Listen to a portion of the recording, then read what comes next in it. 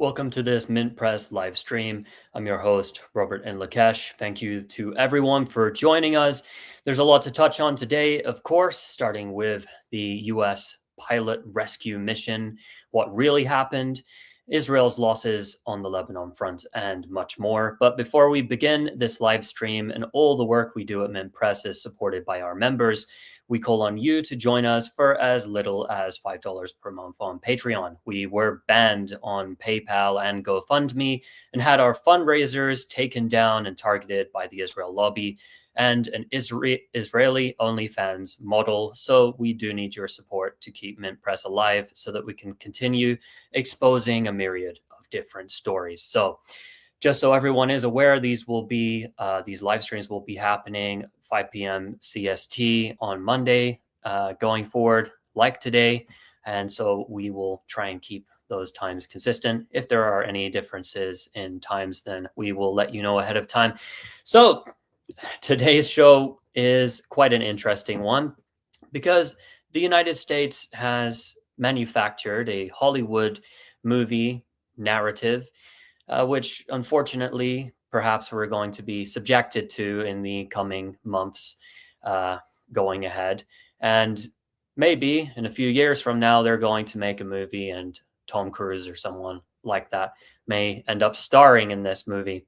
So as we have heard from the U.S. account of events, both pilots of the downed F-15E fighter jet have been recovered, but of course not without some pretty major hiccups happening. But before we get into that, perhaps we should listen to what Pete Hegseth, the not the defense secretary anymore, the Secretary of War, the fierce man, had to say about the issue and the rescue mission for the second pilot.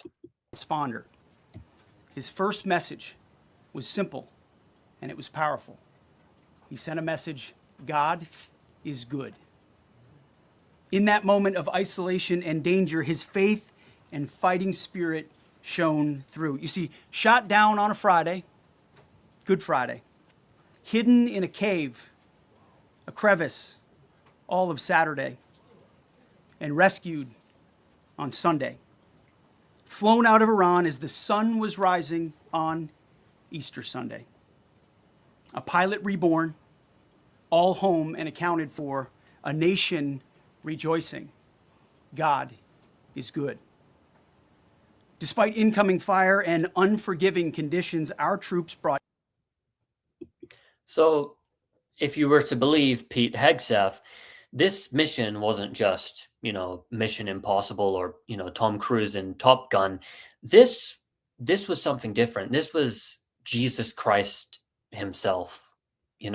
So aside from the U.S. government narrative, which has us believe that this was some kind of spectacular, unprecedented mission, the reality is rather different. And so I want to show you this clip. This aired on Sky News here. And it just talks about some of the big question marks which have arisen over what exactly happened, specifically with the capture or the retrieval of the second pilot. What's happened is, with this latest posting from the US president, it's moved on the news cycle from the downing of certain aircraft where both sides involved in this conflict are laying claim to a form of glory. Yeah, they have, and we've got some footage that the Iranians have released of what looks like the footage of big crash of aeroplanes. Here we go. Now, at the moment, there's lots of claims and counterclaims. As an objective look as a military guy, it looks like you've got two engines of what could have been a C-130 Hercules. We understand that was probably the aircraft that was used by the Americans, and there's a bit of a suggestion Iran has shot down. But if you look at the crash site, it doesn't look like these aircraft has crashed. The engines are too close together. So what looks like they've been destroyed on the ground. All of a sudden now you go, OK, there's a different narrative being played out in the media. But this was 400 kilometres away from where the rescue was going on. So again, I can't make sense of it from a military perspective. There's two counter-narratives going on here. But the key one, I think, from Iran is going, we may be the underdog, we may be the David to your Goliath, America, but we can still fight back. And these are powerful pictures, even if they're only actually meant for their domestic audience. Which I also... So that in of itself, that has already broken into the mainstream corporate press, these big question marks over what actually happened, because the narrative which we are supposed to buy, this is according to Donald Trump and Fox News and all of the rest of them, is that somehow this pilot, who by different accounts was critically injured or seriously injured, we don't know when those injuries were sustained, managed to trek some 90 kilometers into Iranian territory, but then the rescue mission was 400 kilometers away. It doesn't make a lot of sense at all. And that's why a lot of people are pulling up these questions here about what truly transpired, because, again, something else was happening. Something else truly was happening. So I'm just going to pull up here just for the sake of audience. So again, Esfahan is up here, and the province obviously drops down a little bit more here. And they're saying that the rescue mission was around lower down here. So this is a long distance between the two sites. I haven't got them actually pinned here on the map, but Iran is a massive country. And by comparison, this sort of distance is like basically the length of occupied Palestine. Not exactly, but it's quite some distance between where this crash site was and where the pilot was apparently extracted. And we heard that they were taken by a helicopter, by Green Berets, and there's a number of different narratives which have emerged. But I think it's important to consider first, before I go into what the speculation here is, to actually look at what the United States lost. Because the US on the first day lost a bunch of aircraft as well. So apparently on the first day of this rescue mission, after the F-15E fighter jet was shot down, which Donald Trump had just been saying that all of the air defenses of Iran had been totally obliterated. They were annihilated. They didn't have radar capabilities, anything, but an F-15 fighter jet was suddenly shot down. That in of itself is a massive embarrassment for the Trump administration, of course. And those fighter jets cost something to the tune of $100 million. And then there were two A-10 Warthogs that were also lost during the course of the rescue mission. Again, the details are never made precise for us. So there's a lot. We hear what aircraft were damaged. We know which aircraft were lost, but we don't know in what sequence and how this exactly transpired. But those A-10 Warthogs are around $20 million each. So you got $100 million F-15 fighter jet. You got two A-10 Warthogs, $20 million each. And then you had these two UH-60 Black Hawk helicopters, which were also at least damaged on the first day. And then the next day, you have at least two, according to Trump, there were two of them, two C-130s, which were also shot down. And these are big aircraft, right? These are aircraft that are used for transporting even equipment, not just troops. Two of them were lost. Now, their narrative is with this, by the way, they're around $100 million each too. So we're already here up to the tune of, let's say, with the Black Hawk helicopters, maybe we can't add them in because they're roughly between $17 to $20 million each. And the sort of upgraded special variations of them are up to $80 million each. But if we just account for the Warthogs, that's 40 million there. The F-15, 100 million. So we're looking here at 340 million just with those alone. And that's not even mentioning the Little Bird helicopters, which were also taken out, the US MQ-9 drone, which was also shot down, many millions more. And then there was an F-16, which also had to do an emergency landing in Saudi Arabia. And that's just the cost of these aircraft is one thing, but the mission is another. Now, Donald Trump said something that it was around 133, 135, something like that, aircraft participated in this rescue mission, which is very strange. And he said another thing, which is very, very weird, because he alleged that there were 7 different landing sites, 7 different landing sites. And that's very strange. They're saying that the purpose of this was to distract the Iranians. It was a trick. But why then is this crash? Why are they so far away from where the pilot supposedly was? And we don't know any details about the condition of this pilot yet. We've not been told anything like that. Now, the Iranian narrative is to the contrary. They say they foiled the US's plot, which, again, we don't have all of the details. But if we're looking and we're having a critical look here at what has actually transpired, what it looks like on the ground here, the narrative which has been peddled here. There's the Wall Street Journal reported that the disabled aircraft, these are the C-130 Hercules aircraft that cost $100 million each. They said that the aircraft were disabled. Fox News said that one possibly had become stuck in the mud.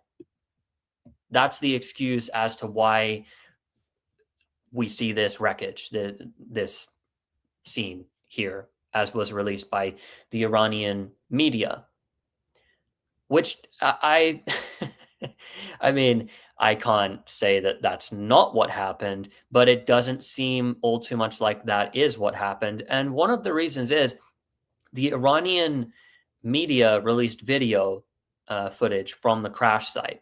And one of the things they managed to extract was the ID of a U.S. Air Force member. So that suggests, and also interestingly, this service member happened to have a visa for entering Israeli territory. And why they would have that on them, I have no idea whatsoever. But the mere fact that ID was left back, that they recovered missiles from the wreckage, it seems like they tried to get out of there pretty quickly.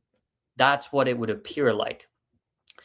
And, there's this triumphant story which is now emerging, claiming that somehow, the United States is... What's happened is... Oh, pull that down. Is somehow, amazing for pulling this off. The United States, for those who are not aware, was expected to extract these pilots. And the reason being is because Iran, again, is a massive country. And the crash site was closer to the coast. And you'll know from the reports, if you read the reports, that it was locals and the besieged paramilitary forces that were primarily involved in these search missions. So local people went out and police went out to try and find the pilot, because they couldn't. It's, again, with a massive country and the US also bombing certain roads and it being pretty dangerous. The IRGC and the Iranian military were not the ones to go in there straight away and start looking. And it was the locals also that managed to bring down or at least shoot at and help bring down some of these aircraft. And so really what happened, if we're looking at it critically here, is that the US if we just take their narrative as is, they spent hundreds of millions of dollars in order to extract 2 pilots that were shot down by non-existent air defenses, according to Donald Trump. There's no air defenses. That's pretty embarrassing. But what if it's something different? Because in Isfahan, there are nuclear facilities nearby. And we know that the United States, through leaked reports, the United States has been considering deploying special forces into Iran in order to try and extract highly enriched uranium. Now, that in of itself, just on the face of things, is psychotic, because how are your special forces teams somehow going to extract hundreds and hundreds of pounds of highly enriched material deep underground? Some of these bunkers are as deep down as the Empire State Building in terms of distance, that you'd have to go down and hold this stuff back up. It doesn't make a whole lot of sense. But what could have happened, because some people are saying this could have been a failed mission to go after the nuclear facilities, what could have happened here is they could have actually been probing, and they could have been testing. They could have been testing the grounds.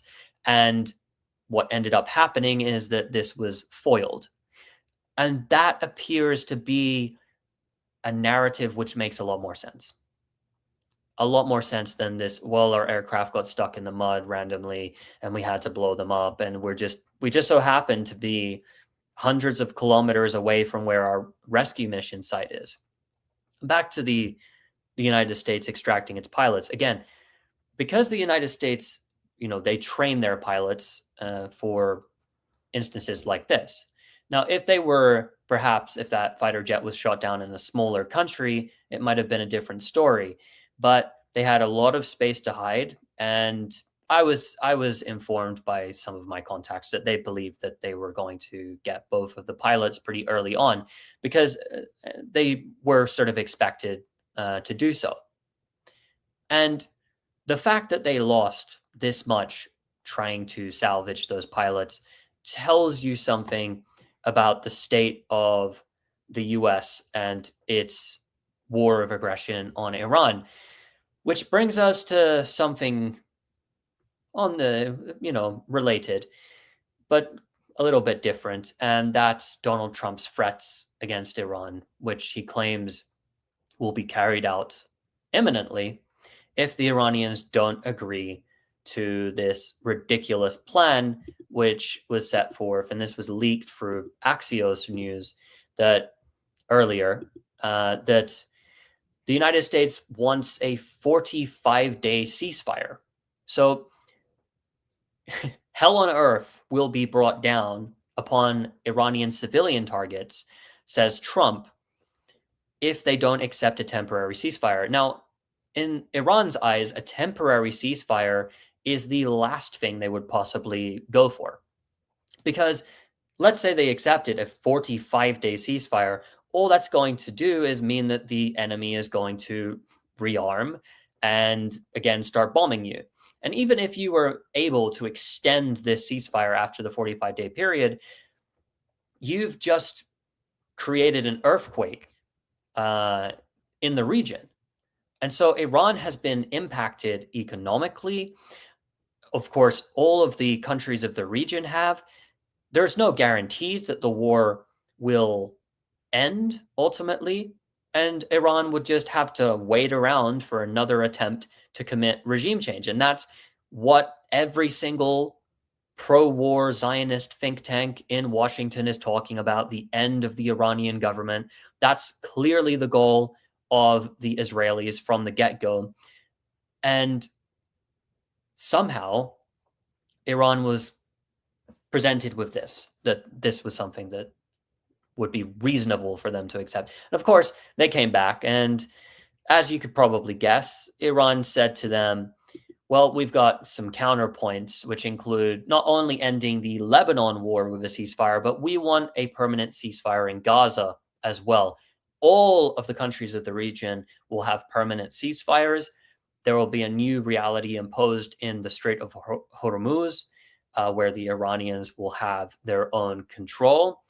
The sanctions will be lifted from Iran.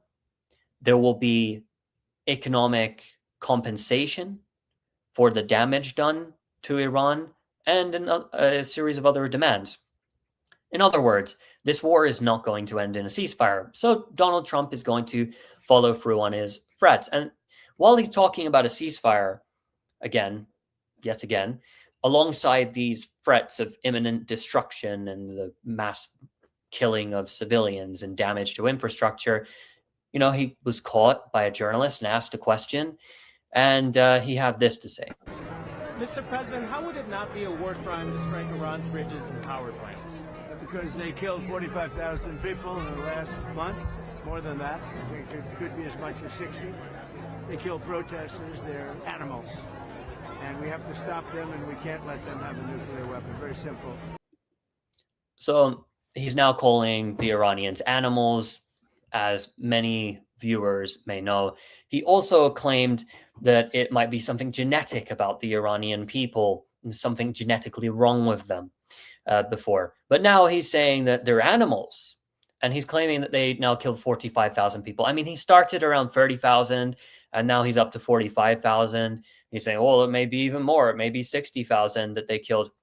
And he's referring, of course, to these protests, which were going on earlier this year, which is quite interesting.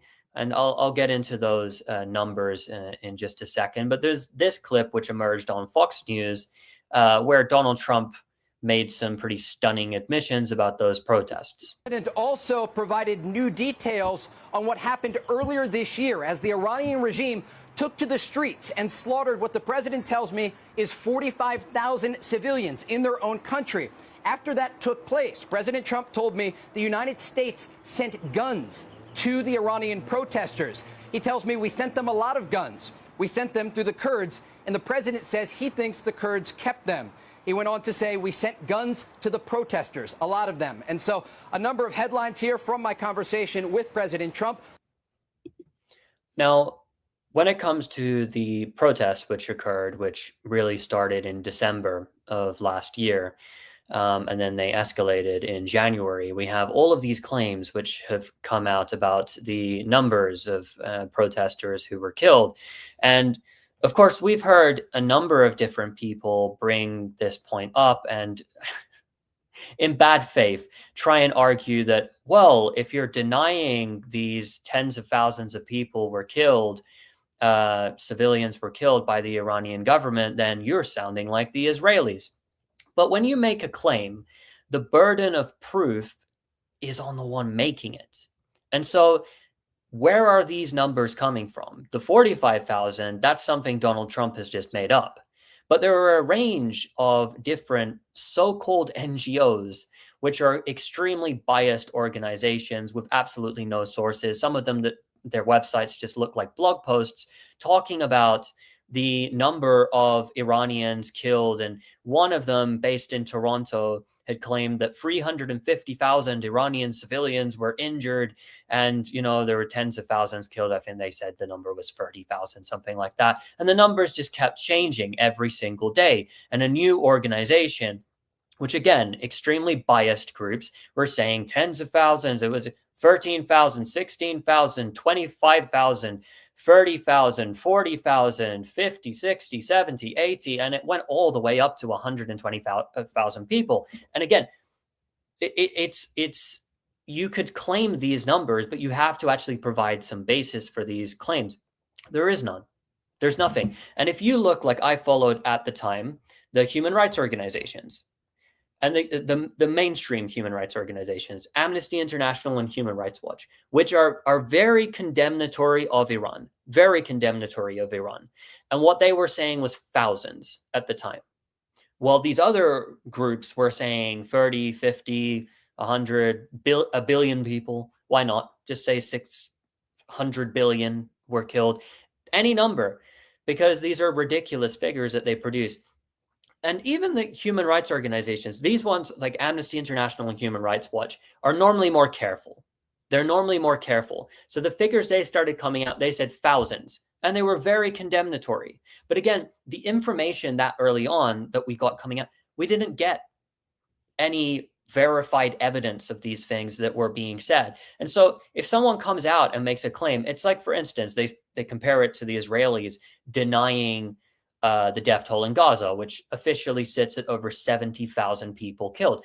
But the difference with Gaza is the Gaza Health Ministry was documenting them and has the names and the IDs and the days and the ways that they died, everyone is accounted for. And the ones that aren't accounted for, they have full transparency. The people that are missing and the people that, again, even the missing lists, they didn't fully recover, or they didn't know whether these people were missing, some of them or not. So they didn't even expand the missing list in Gaza. They were very careful, and the data was very clear. And all of the human rights organizations, Amnesty International, Human Rights Watch, B'Tselem, the United Nations, they accepted these figures. And there was a track record there. In Iran, we're talking about in 2 days, they're claiming that tens of thousands of people are killed. We're talking about atrocities that could have been seen from space. We're talking about atrocities that, if they did occur on the scale that is claimed, there would be video evidence of it in this day and age. There's no way you could hide something like that. There's no way. Now, again, I don't know the real figures. I don't. The Iranian government put out its own claim, and they said it was over 3,000 in total that were killed. And again, these claims of the amount of people that were killed in Iran don't take into account exactly what was reported on there and what Donald Trump has now recognized, that the United States were sending guns to people. But it wasn't just guns as well. You know, they were sending knives. People were using improvised explosive devices. There are videos that emerged of police officers being killed on camera. It's on footage. You can see it all. It's there. It's documented. The burning of hundreds of mosques, the burning down of hundreds and damage of thousands of homes and businesses in Iran. And unfortunately, this narrative is just completely ignored, because people come on television programs and they spout their nonsense with no one. They don't cite anyone. They don't have any sources, but they spout this nonsense and claim that there was absolutely nothing to do with foreign influence that happened. What happened? There was no foreign influence, despite the fact that you have Mike Pompeo coming out openly saying that the Mossad are involved in it. Israeli television are openly talking about how the Mossad is involved. The Israeli government, like, you look at the way that this all transpired in late December of last year. Netanyahu just so happens to go over to Washington and meet with Donald Trump. And then Naftali Bennett, on the second day of the protests, which started as legitimate protests over economic strife, which were real, like thousands of people, tens of thousands, maybe even hundreds of thousands in total, had come out to protest against the economy and the economic situation. That was real. That was genuine. Unions had backed it inside of Iran. It was very much genuine. But on the second day of what happened, Naftali Bennett came and put out a video talking about an Iranian uprising against the government, to overthrow the government, something that had not yet happened. There were not protests to overthrow the government when Naftali Bennett made his announcement. And again, all of this is very important. It's very important as context. And I know we've veered off course here in terms of what just happened on the ground in Iran, but nobody is focusing on this. And I think it just passes through because there's so much nonsense. And the Western corporate media operates in their own parallel universe when it comes to Iran. And we see, and this is where it connects to what we're now talking about and discussing with the pilot rescue situation. You know, 1 million people were killed in Iran in 15 seconds, innocent protesters. And now there's, this movie that Tom Cruise could star in it, which, basically this pilot is Jesus Christ, according to Pete Hegseth. It's just a complete inverse of reality. The representation of what Iran is, how its society functions, is so ridiculous that there's no space for nuance. And so when people go onto the Western corporate media and try and address some of these points, they can't get past this buffer. And the buffer, again, is this ridiculous narrative that there is no regime as evil as the Iranian regime, which is hated by its people so much. And yet somehow the United States is failing to defeat them. Somehow they're openly pre-announcing war crimes because they're animals. And genetically, there's something wrong with them, apparently. Which leads us to this. This is the Israeli ambassador to the permanent representative to the United Nations, Danny Danon, and what he had to say earlier.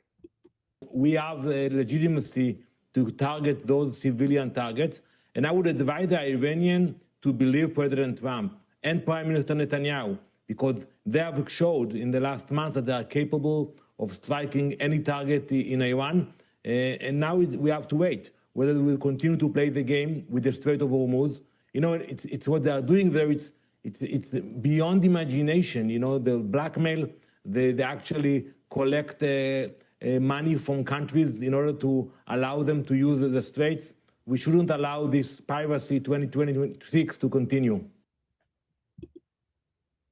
Open about it. They don't even bother hiding it anymore. Open. We can target civilian targets. That's just, we have the right now. You know, the right to exist turned into the right to bomb civilian targets. That's what we hear from them. And so the right of the Israelis, which apparently they have a right to sovereign Lebanon as well, that right is being really torn apart at the moment by the Hezbollah forces in the south of Lebanon, which is something that I wanted to start touching on and just take a look at, because this front, it's very important. And again, when it comes to Lebanon, and before we get into this, I want to pull this up right here for everyone, because I think this just shows you exactly how the narrative is developing in the Western corporate media. And this is from the Washington Institute for Near East Policy, which is, for those who don't know, the Washington Institute for Near East Policy, or YNEP, its acronym, has been one of the foremost Zionist think tanks. It's said that it is essentially the think tank wing of the Israel lobby in Washington, but it, along with the Foundation for Defense of Democracies, spearheaded the think tank effort to push the United States into the Iraq war. And now look what they have to say about Lebanon, how to prevent a repeat of the Gaza narrative in Lebanon. And so what this tells you right here, okay, because it's these think tanks which shape the policy or shape the rhetoric of the politicians who were bought by the Israel lobby in Washington. Those politicians who take money from AIPAC, right, and who are in Washington or are getting advice, it's these sort of think tanks basically give them their talking points. That's what these think tanks are actually for. If you look on their YouTube video, for instance, they have these conferences, these very official conferences. Some of them only get a few hundred views. And I guarantee you that a lot of those are members of Congress or people that, people that are working even in the media, right? So how we're going to prevent the repeat of the Gaza narrative. So why would you think that you have to write something like this? As seen with Hamas during the Gaza war, media outlets and international officials are spreading untruths about Israel's latest campaign against Hezbollah. Thankfully, the playbook for countering them is clear this time. So what they're saying is, we need to make sure that people don't start affiliating what's happening in Lebanon with what happened in the Gaza Strip. And you know why? It's very simple, because their strategy in Lebanon is the same as it was in Gaza, the exact same. The only difference is there is a more capable military force that they're fighting this time. So when they're going into Lebanon, what are they doing? They're saying that we want to go up to the Litani River. We want to create a new buffer zone. We want to, openly they're saying now that the civilians that left, there's around 1 million people inside of Lebanon, which were pushed from their homes. The people of the south specifically cannot come back. They bombed all of the major bridges which connect the south to the rest of the country to prevent those civilians from coming back. So, and then, of course, targeting ambulances, targeting medical clinics, targeting emergency workers, targeting journalists, everything we saw in Gaza, the exact same thing. And I will get to it in a minute. Like, this is just exactly what the strategy is. The strategy is a strategy of targeting civilians because they cannot defeat the military forces. And the reason why, by the way, they have air superiority, they have great intelligence services, the United States and the Israelis, because they work as one on all of these fronts, of course. So they have they're superior in those realms. They have better technology. But when it comes to fighting on the ground, the Israelis specifically, the Americans are another thing entirely. The Americans are actually a real, they have a real ground force. But the Israelis are, quite frankly, pathetic on the ground. They are not a ground army. They don't know how to fight on the ground. And we know that because and this could be a challenge for people to simply pull up a few hours. Pull up 30 minutes of actual real battle footage from on the ground in the Gaza Strip that has been released publicly, these clips, right? They fought for around 2 years in the Gaza Strip. Around 2 years. And where is the footage of Israeli soldiers hunting down Hamas members, hunting down Islamic Jihad and the PFLP and all of these groups? Where is the footage of them doing that? No, do you know what they were doing? It's very simple. They were hiding inside armored personnel carriers, hiding inside tanks, and then they were just driving straight into an area, hoping that they don't catch a Yasin 105 RPG with a tandem warhead on it, and that if they get hit by an RPG or an explosive device, that hopefully it doesn't kill them, they just get injured, they can do a medevac, right? And they don't have troops next to their tanks. They just throw their tanks into an area. They occupy civilian buildings. They bulldoze a whole area around them. They use their air support. And the only ones that were seeking out soldiers and were seeking a real fight in the Gaza Strip were the Palestinians. And we know this. Why? Because we have hours and hours and hours and hours of footage of Palestinian fighters ambushing Israelis. That's what they did. It was guerrilla warfare. They fought against the Israelis, the incoming invading army. You have all of these videos of Palestinian fighters carrying out these daring ambushes where they'll just run out onto the road with an explosive device and plant it next to a tank, or come out of nowhere with an RPG. They're scaling buildings. They're running through the rubble. Where's that from the Israeli side? Because if this was a war against Hamas and all of the Palestinian groups in Gaza, you would think that perhaps there would be a little bit of battle footage, right? And we do know there are some cases where some battle footage came out, some special forces raids that they did, but very limited. They were fighting for 2 years, 2 years, hiding inside of fortified areas, hiding inside their military vehicles, and just praying that they don't get hit by an RPG. But this time, they're using this strategy in Lebanon as well. And you can see it in the tank columns that come in. There's never troops out in the open. They don't put them out in. Again, they hide inside of their military vehicles and they throw those military vehicles into an area. And then what does Hezbollah do? Hezbollah has more advanced capabilities. And so they're actually fighting a group now which has the ability to fight them back and fight them at a distance as well, which is something that the Palestinian groups didn't have the ability to do. So the Israelis, their strategy in Lebanon was exactly their strategy in Gaza: punish the civilian population, ethnically cleanse civilians, push them out of their homes, and then detonate their homes. They when they enter an area in Lebanon, they detonate the entire village. They destroy all of their homes after they're done with them. They might use their homes or use a mosque or whatever as a military base that they set themselves up in. And then afterwards, they detonate the entire area. That's what they do. And they did the same in Gaza.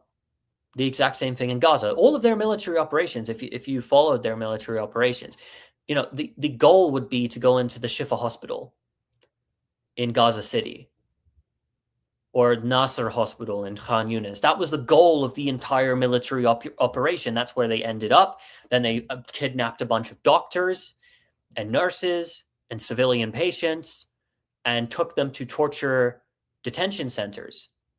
And again, when it comes to Lebanon, now they're in trouble because they can't exactly do that the way they were doing it in Gaza, because Hezbollah has the capabilities to completely destroy the tanks, not just to damage the tanks.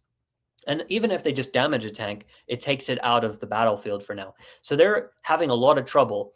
The Israelis are deserting their positions, running away, literally running away, retreating from their positions, leaving equipment behind. And so I'm going to play this video. It goes for a little while.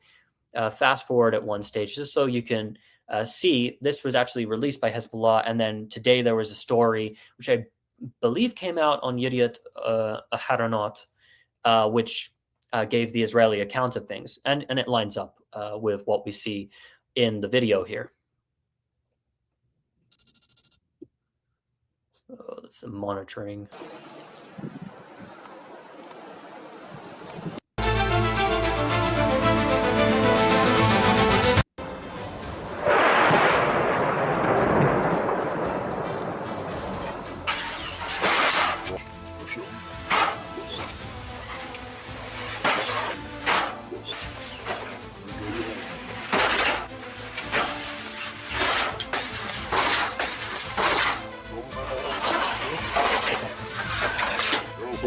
يا صاحب الزمان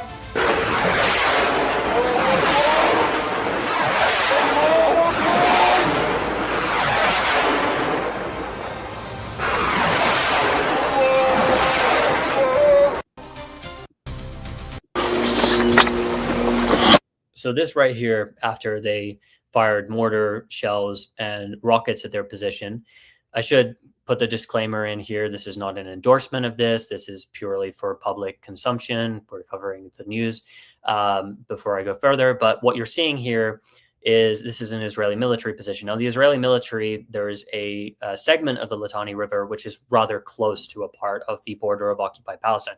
So the mission here was that they were wanting to penetrate deep into as deep as possible into Lebanese territory. They had their boats prepared, their gear, but the fighters of Hezbollah had located their position that they were set up in, and apparently they were there for over 24 hours. I believe that they were set up in this position. They were setting themselves to cross here, and they got hit.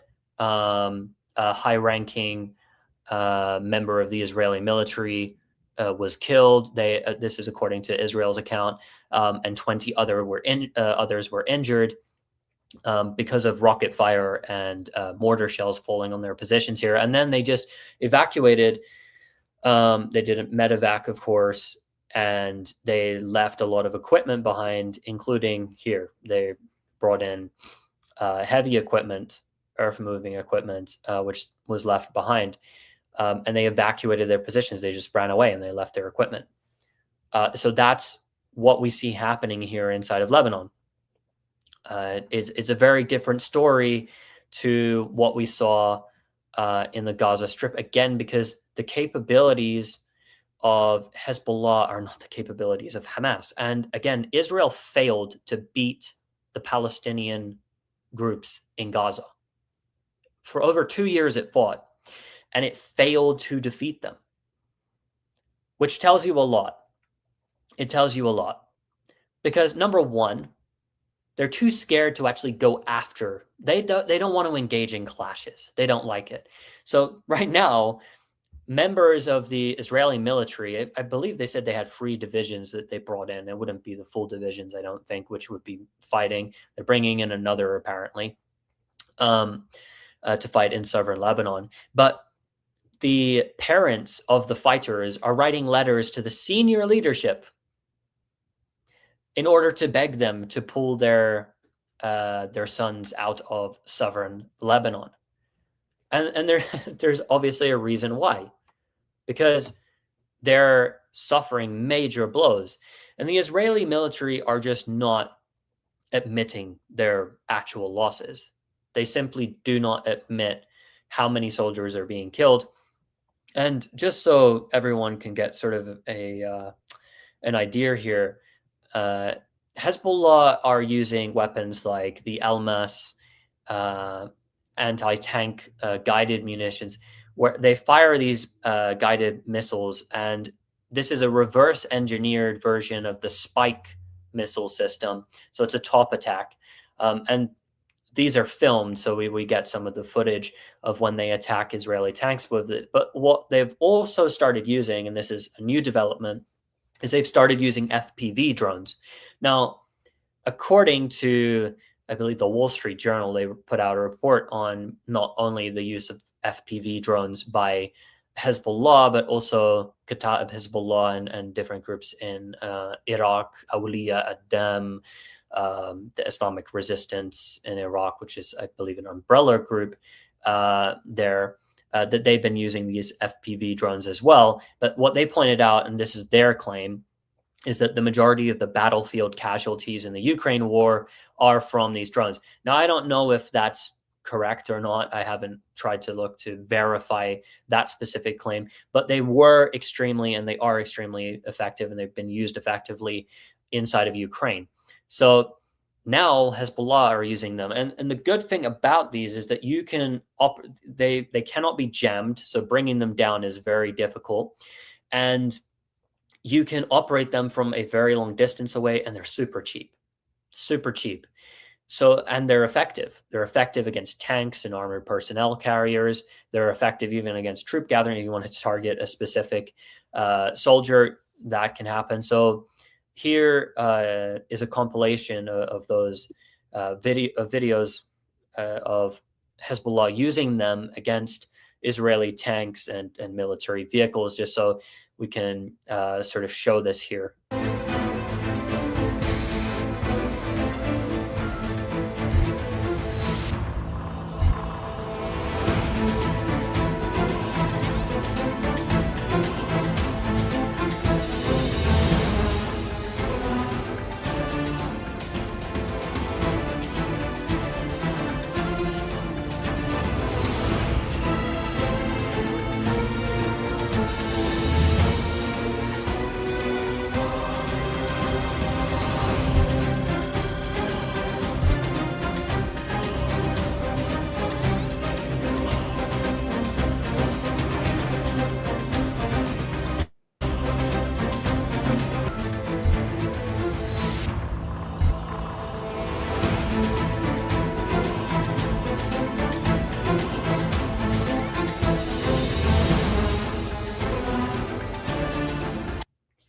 So I'll keep that playing here.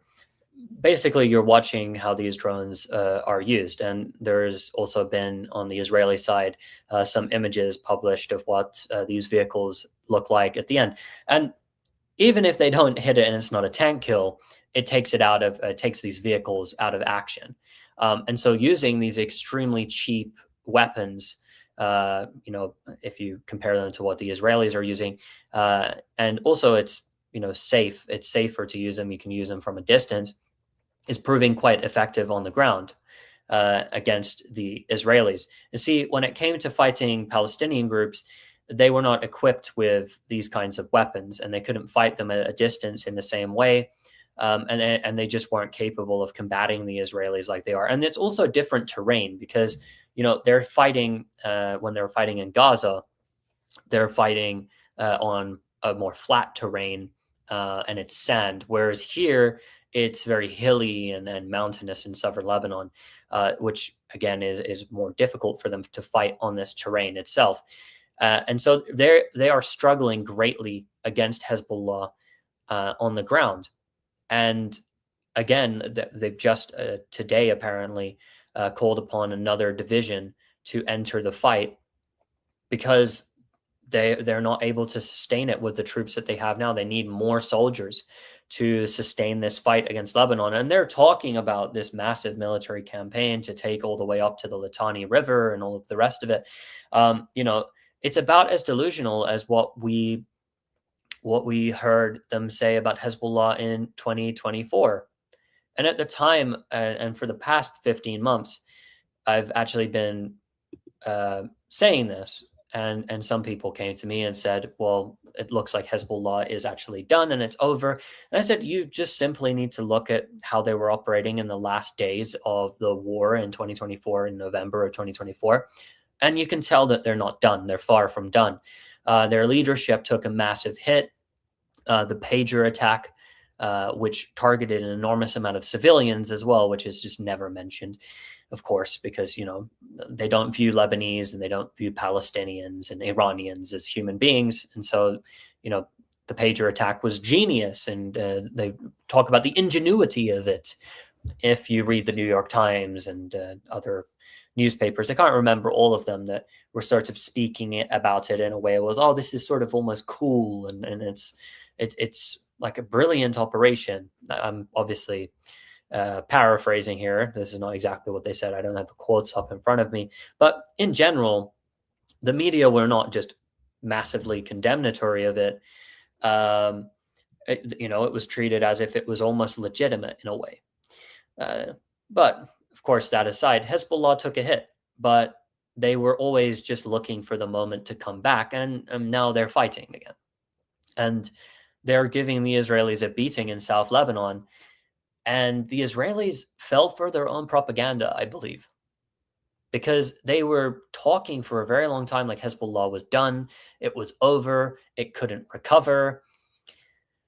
And here it is, stronger than it was in 2024. So it had recovered. And of course, even the Israeli think tanks will admit that the weapons were still coming across the Syrian border. After the fall of Bashar al-Assad, many believed that Hezbollah would not be able to get weapons anymore. But it still continued to get weapons. And there are some sources that allege that more weapons came over. And we went into this a little bit in the last live stream here on Friday. But just to reiterate, Hezbollah is fighting the Israelis on the ground and draining them. And they are struggling to achieve any progress on the ground. The progress on the ground of the Israeli military, their advance, is slower than it was in 2006. And 2006 is regarded widely as a defeat for the Israeli military. So they're struggling. And another thing is, the censorship is imposed. And we hear a lot here about Israel's air defense systems. And I want to pull up something. I'll pull this up in a moment. But we hear a lot about the air defense systems of the Israelis and how wonderful they are, and how they're shooting down all of these missiles and taking out the Hezbollah ballistic missiles and the Iranian ballistic missiles and all the rest of it. So let's pull this up here and get an image of this device. So Israel, where is this? One second here to pull this up. So Israel came up with this this invention that it said was going to be a major factor in the Lebanon war. And why am I bringing this up and focusing on it? I want this to be the introduction to what I'm about to say about the air defenses of the Israelis and how they are actually performing and what may actually be happening because of the censorship imposed. So Israel came out with this device, right? The Iron Beam laser air defense system, okay? And so they have been testing this thing for years. All the way back in 2018, they actually tested it, began testing it for the first time, in a real life setting. And they were not trying to bring down rockets, not trying to bring down ballistic missiles like they were trying to sell this system as being capable of doing. They were trying to bring down balloons. Because in 2018, from Gaza, the population during the Great Return March, where Israel massacred civilians for coming to a peaceful protest, they would send over these balloons which had like flaming objects attached to it, and they'd let it go over the separation fence, and it would end up landing and burning Israeli yards and fields and stuff like this on the other side. So this started becoming a bit of a problem for the Israelis, so they tried the Iron Beam. And the Iron Beam couldn't pop a balloon. It couldn't pop a balloon. So the Israeli soldiers came and started shooting instead at the balloons because the iron beam failed to shoot down balloons at the time. Now, they said that they tested this system and it was ready to go into action. I believe it was either the start of this year or the end of last year. They were talking about this could completely change a future war with Lebanon. And, you know, they had all these animations which they published where the iron beam was shooting down anti-tank guided munitions being fired at Israeli soldiers. Just ridiculous stuff. So again, this system failed and it's not effective. According to the Israeli media, it's not been used because they tried to use it and it failed at the start of this war. And the reason why I started, you know, this, I suppose, segment here with the iron beam is because the Israelis and their technology, it's a military industrial complex. They like to sell this technology. They want to show the entire world that it's super effective and it has a 99.999% effectiveness, and it's going to be the best thing since sliced bread. And so they sell these systems all over the world and they make an enormous amount of money from it. But even if you look at the Iron Dome, I believe it was in 2014 or 2012, it was Ted Postal at MIT did some research on it. And it turns out that the interception rates from the Iron Dome at the time were in the single digits. At best, you know, I believe 15%, something like that. Very low, very low. But even if you were to put it higher, you could see how it failed. And the Iron Dome, because there are different air defense systems that the Israelis have. So the Israelis have the Iron Dome, which is to intercept things like rockets. Sometimes they fire it at drones as well, but it's not very effective at catching drones. And so the Israelis will sometimes use helicopters. For instance, you'll see videos emerge of helicopters chasing these drones and trying to shoot them down because they can't shoot them down with the Iron Dome. And the Iron Dome is used for those sort of munitions. And then you have the David Sling and the Arrow systems. And these can be used for the likes of ballistic missiles. And then you have THAAD and Patriot, which are the American systems. THAAD is widely considered the most advanced anti-ballistic missile air defense system. And so those are the ones catching it. So just for everyone's personal knowledge, if you're seeing footage come out of these low altitude interceptors exploding in the sky, 99% of the time, that is not an interception. It's not an interception. These munitions blow up by themselves in the air.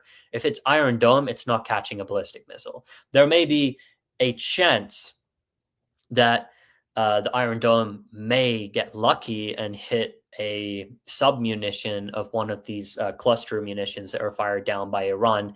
But the idea that it's catching a ballistic missile is just ludicrous. So when you see these reports about the Israeli air defenses and how wonderful they are and how effective they are, it's rather ludicrous. And everyone should take that, keep that in mind, that the Iron Dome struggled against Hamas rockets, which Hamas could still fire rockets into Tel Aviv. And the strategy that they used to do it back when the wars would happen between Gaza and Israel was that they would fire a batch of like rockets that they didn't care about, and then they would put the better rockets in behind them. And these are rockets on a fixed trajectory. And the Iron Dome batteries on the way to Tel Aviv, they're just layers of Iron Dome batteries. And the rockets would still fall in Tel Aviv. So the myth of the invincible Israeli air defense is rather ridiculous. And it's also the case as well, by the way, for the Gulf states, which it's much closer to Iran. And, you know, they claim to have intercepted thousands of Iranian ballistic missiles. And it's quite frankly ludicrous. It's just nonsense. They're stories. You know, they could turn it into a Hollywood movie. And I think that is really what we're seeing here. These statements, which we've went through in this live stream from Pete Hegseth and Donald Trump, and the rhetoric that we hear from them all, everything is a Hollywood movie. Everything is a Hollywood movie, and,